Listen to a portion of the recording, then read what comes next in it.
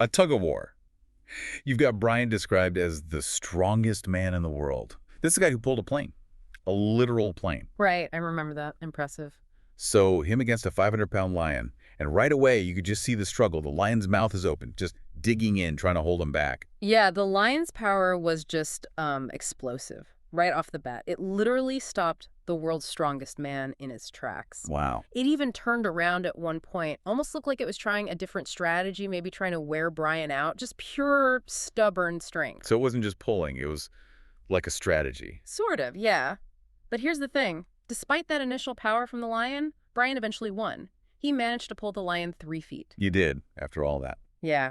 It shows it wasn't just about momentary brute force. Brian had that sustained human effort, that muscle endurance. It's a different kind of power compared to the lion's, like, primal burst. That's a really interesting way to put it. A difference in endurance styles. Almost. Okay, so from grounded power, let's shift to agility. Way up high. Right, the vertical leap. This one pits Darius, the Guinness World Record holder, for the highest vertical leap. We're talking 12 feet 2 inches. Insane, against a tiger named Luna. And they used meat to try and get the tiger to jump, right, to lure her up. Yeah, exactly. But here's the kicker. Darius wasn't just aiming to beat Luna. He actually wanted to break his own world record. Seriously? During this challenge? Yep. He set the target at 12 feet 3 inches, just 1 inch higher. Okay. And he did it. Nailed the jump.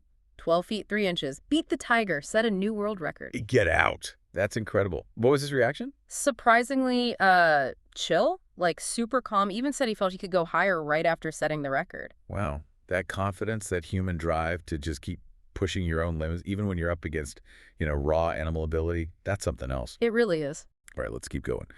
Next up, a challenge that mixes agility with serious nerve. Yeah. Bubba, a pro bull rider. Okay, bull rider. I sense danger. Oh, yeah.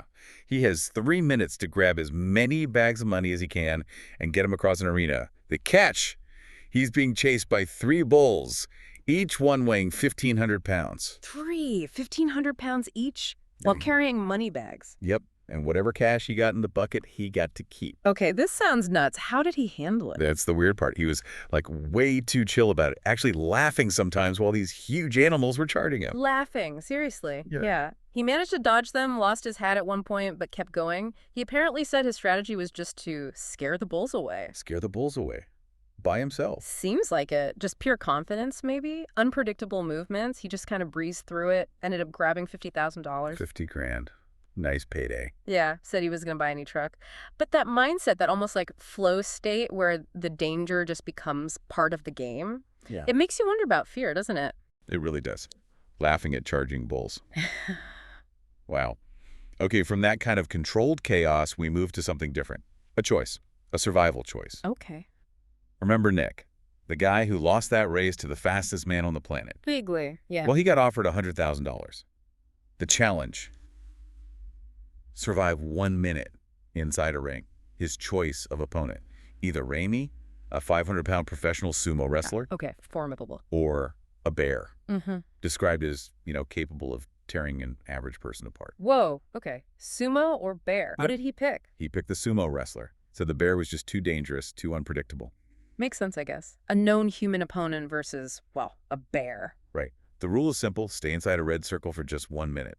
But it was intense. Nick said he felt like he was suffocating.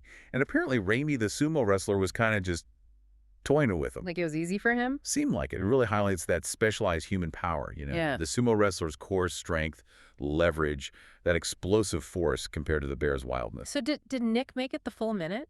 Agonizingly close. It was a photo finish, but he lost. Crossed the line with only 5 seconds left on the clock. Oh, man. So close. Did he get anything? Yeah, they still gave him $10,000 for the effort, which, facing a 500-pound sumo wrestler probably deserves something. No kidding. Okay, where do we go from sumo wrestlers and bears? For something completely unexpected. Art. Creativity. Art. How does that fit in? Get this. A paint-off between comedian Trevor Wallace and Isla, who's apparently known as the world's best painting elephant. A painting elephant? You're kidding? Nope. 10-minute time limit. And the prize. The winning painting gets hung in a real art museum. Okay, now I've heard everything. An elephant artist. How did this even work? Well, it was quite the contrast. Trevor apparently really struggled. His painting was called a yellow blob. He couldn't finish. Tried painting a G-Wagon, then a school bus. It was chaotic. Sounds about right for a comedian trying to paint under pressure. And the elephant? Isla, well, she just seemed natural. She even smacked Trevor with her ear at one point, dropped her brush, had a sort of signature move. A signature move, like an artistic flourish. Apparently. And the judges' scores. Trevor got a 2 out of 10, called it adolescent. Ouch. But Isla, Oh. she got an 8 out of 10. Yeah. The judge praised her work for its joy and honesty. An 8 out of 10 for the elephant. And yes, the source says her painting really did get hung in an actual art museum. Wow. Yeah. That makes you question what art even is, doesn't it? Intention versus expression. Exactly. Okay, one more in this section before the big finale. This one is about tactics, hide and seek. Oh, okay. Highly trained elite soldiers trying to hide from elite search dogs, Odin and Sage, in a massive junkyard. Yeah.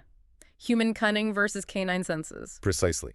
They had 10 minutes to hide, and if they stayed hidden until morning, they'd win $50,000. That sounds tough. Those dogs' sense of smell is incredible. What kind of strategies did the soldiers use? Pretty clever stuff, actually.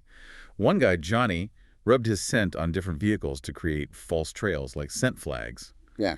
Another guy, Carlos, jumped in a river to try and mask his scent. Smart. Water definitely helps with that. Most hid in cars or used diversions, but one guy did something really bold, climbed 50 feet up the only tree in the whole junkyard. 50 feet up a lone tree. Risky. Did it work? Well, the dogs were systematic.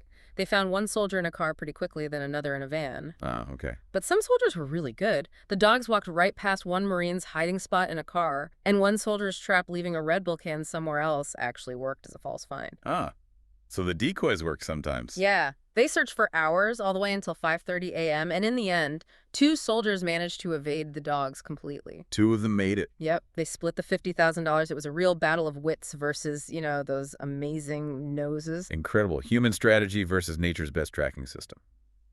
Okay, this has all been building up. Now for the big one. The ultimate speed showdown. The cheetah race. The cheetah race. Millie, fastest land animal on Earth, against a series of cars. Leading up to the main event, a Formula E race car. Okay, now this is interesting. Formula E cars are quick, but cheetahs, their acceleration is just mind-blowing. 0 to 60 in like 3 seconds. Faster than most sports cars, yeah. So the preliminary races against a golf cart. Oh, total mismatch. Millie crushed it. She was like halfway done before the golf cart got properly going. And the minivan? Same story, lost badly. Millie even stopped before the finish line. The source said it looked like she was teasing them or maybe feeling sorry for them. Just showing off. Pretty much. She's just a marvel of natural engineering built for that explosive speed. And the sources mentioned something else interesting here, didn't they? About interacting with Millie. Yeah, that was cool. They actually let the crew get close to her, described her as really friendly, gentle even, purring super loudly. Purring? A cheetah? Apparently insanely loud, said she felt just like a giant house cat.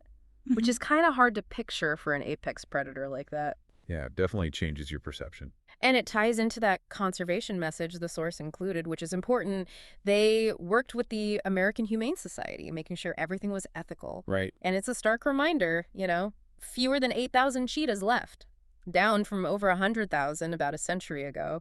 We really need to protect them. Absolutely critical point.